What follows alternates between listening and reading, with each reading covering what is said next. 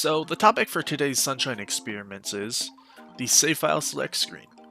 The File Select screen, or option as it's referred to internally within Sunshine, is a super intriguing area of the game. You see, Mario is stuck in a 2D environment here, unlike anywhere else in the actual game. Additionally, his moveset is quite watered down here, as he's basically limited to jumping, ground pounding, and of course, walking and running. Unfortunately, that will come to hinder our experiments here, but that's okay, since there's still plenty of weird things and interesting observations to be discovered here. The first thing I wanted to test if I could even spawn quote-unquote foreign objects into the level select, which I could. And the first object I decided to spawn was a barrel, which leads to the first observation. Either normal objects appear to be bigger here, or Mario is smaller. You can see this with the rocket nozzle box here as well. Now, I racked my brain for a while on why this weird scaling is happening and how, but there was nothing in the level file to indicate the scale change was happening. But, as tends to happen, it hit me. Nothing was changing size, it was just perspective. Now, I don't know, this may have seemed really obvious to some people, but to me, this blew my mind. I always knew that Mario seems small in the game, but man, once you see everything from eye level, it just becomes that much more obvious how small Mario really is. I mean, look at how the Nozzle Box towers over him. I was somehow expecting the Nozzle Boxes to be about the same size as the save file blocks. Anyways, that aside, let's actually get into the barrel from before. The barrel was honestly nothing interesting. Since Mario can't pick things up in the save select screen, the only meaningful interaction is to ground pound it, which makes the barrel behave exactly as you would expect it to. That's basically all I have for barrels at the moment, but on the other hand, there's the rocket nozzle box I promised to get to. The nozzle box also behaves exactly as you would expect. The reason that's in full contrast to the barrel is because that's actually super interesting here, as that provides Mario a way to access FLUDD, whereas you normally wouldn't have it here. Now, you might have noticed that the normal UI that appears to tell you how much water is left in FLUDD doesn't appear, but that doesn't mean Mario gets unlimited water. The normal water limit still exists. On a similar note, I wanted to see if you could perform rocket storage here. While it's a little harder to do for me since I normally use the UI to perform the glitch, it still works as expected here. One last thing to note with this is that on the options section of this area, I found that Mario just being in the air is what the game looks for to select options. Normally you jump here or press the A button to select things. Now, while the rocket nozzle was all fun and good, let's go on to something a bit more interesting. Well, actually first, let's really quickly get into one thing that I couldn't get working. For some reason, spawning in a Yoshi egg is just impossible. No matter what I did, the egg wouldn't appear. The game wasn't crashing or anything, Yoshi just didn't want to make an appearance, I suppose. Okay, now, time to get into something a bit more interesting, for real this time. Shine Sprites. I may have already made a full video about Shine Sprites in weird circumstances, but as it turns out, there's still at least one more strange location we can place one. If you somehow hadn't guessed already, it's of course the safe select level. So there's a few pretty specific things we can do with the Shine Sprites here. So to start off simple, Mario is going to start off by just collecting the Shine Sprite before doing anything else. Upon collecting the Shine, the normal save prompt doesn't pop up, but instead a text box that basically states the game can't save. After that, the cutscene that plays out after getting the first Shine Sprite from the airstrip plays out. And finally, we're put into the plaza. And finally, we're put into the first plaza. Now, you'll notice that Mario only has a single Shine Sprite in his collection, which obviously is the one we just collected. Additionally, if we go and try to collect another Shine Sprite, or even a blue coin, the usual save prompt will appear. It even says that you're on save file A, however, you can never fully save. Now, that combined with the fact that save file A on this memory card has way more Shine Sprites on it, leads to the reasonable assumption that we're actually playing on a ghost save file. What I'm saying is that we're not actually on save file A, despite the game telling us we are. In this state, Mario's free to do anything as normal, beat the game even, but nothing he does will ever save. There is one interesting caveat, however. If we soft reset, aka pressing the reset button on the console, the ghost save file will actually persist. The best way to demonstrate this is by showing you that after a soft reset, the Shine Sprite we collected on the file select is no longer golden, which of course means it's already been collected.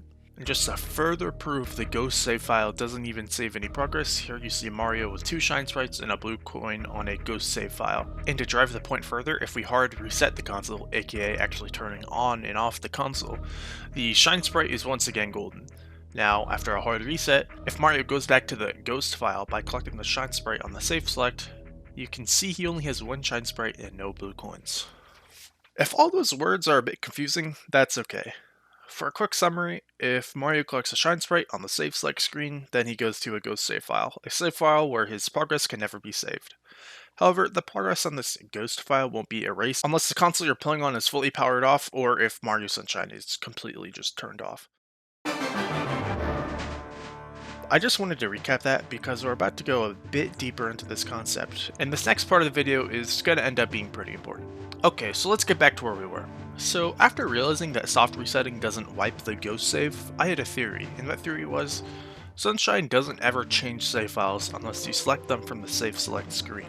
Now, that may seem like an obvious statement, but let me paint a picture to you for why that's important. As a way to test my theory, I selected save file B, after a hard reset of course, soft reset the game, then collected the shine sprite on the save select screen.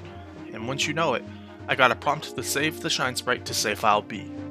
And just to further confirm that theory, if Mario's progress is saved after collecting that shine, hard resets, selects file B, then soft resets, the save select shine won't be golden. Basically what I'm saying is that you can access the save select screen while still technically on a save file. Of course, this probably doesn't have any meaningful applications to the vanilla game. In fact, I'm pretty confident it doesn't, but it still actually turned out to be useful knowledge for a later part of this video.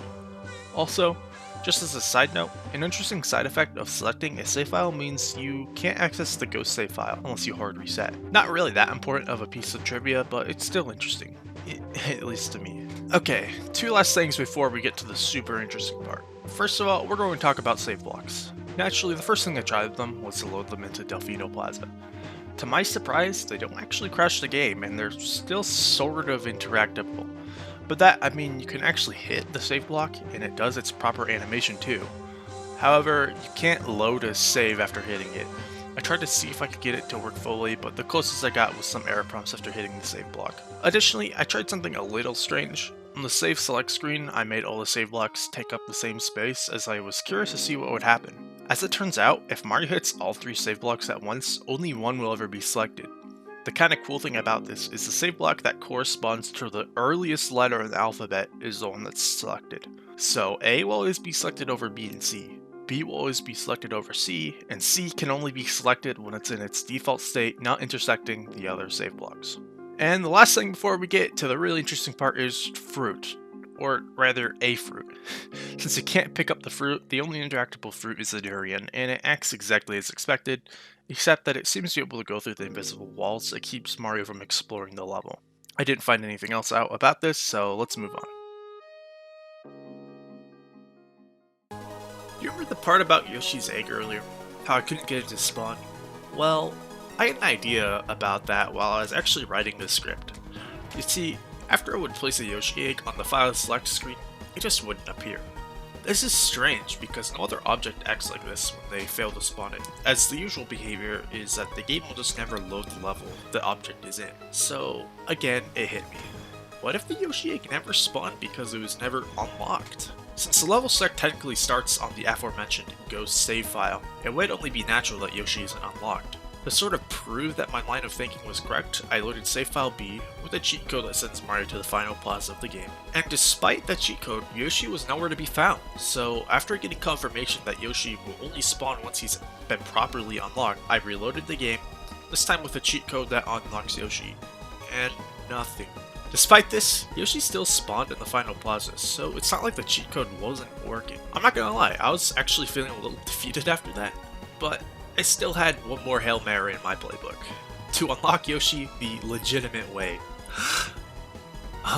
Mostly legit anyways.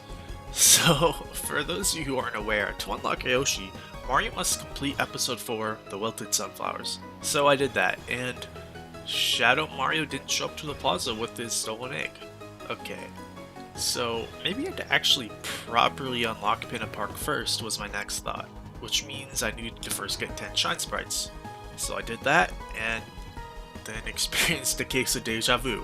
As a last ditch effort, I decided that maybe somehow the always spawn in the final plaza cheat code was messing with my mission. And once I loaded into the proper plaza, I had a so-called aha moment. Yeah, so I actually didn't even have Bianco Hills legitimately unlocked on the save file. So I unlocked Bianco Hills, which then meant I had to unlock Rico Harbor, followed by Gelato Beach. And after that, I properly unlocked Pinna Park, and upon going to Pinna, reloading the save, reloading back to the plaza, Shadow Mario finally showed up with Yoshi's Egg. Even if all of this was a big inconvenience, I actually learned something about the game, which is the full unlock criteria for Yoshi. It's just that in a normal playthrough of the game, you never would be able to do Pinna 4 without doing everything else beforehand. Anyways, so I pried Yoshi's Egg back from Shadow Mario, then, with much anticipation, soft reset my game. And, well, listen for yourself.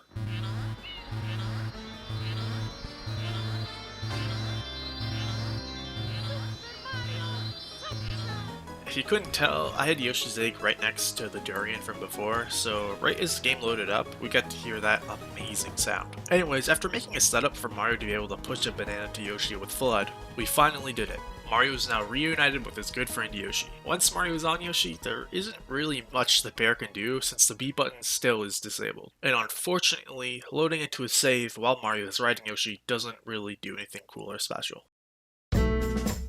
So, you might be asking me, was all of this worth it? Well, yes, actually. If there isn't really that much to do with Yoshi on the file select screen, the process of getting there really was the reward. Learning that the game doesn't technically take you out of a save file when you soft reset while I was studying the ghost saves, learning the true unlock criteria for Yoshi, learning all this other stuff about modding Sunshine and how the game internally works. It's just unbelievably incredible and exciting and rewarding. And then even being able to share it with an albeit small crowd of people still makes it all the better. And that kind of is the point of this series, I suppose. Anyways, if you enjoyed the video, showing any amount of support, whether that be a like, a subscribe, or a comment, helps me out tremendously given the size of my channel. I put a lot more time in this than I ever was meaning, so it actually does mean a lot if you really choose to show some support. I've been Angry Max, and later.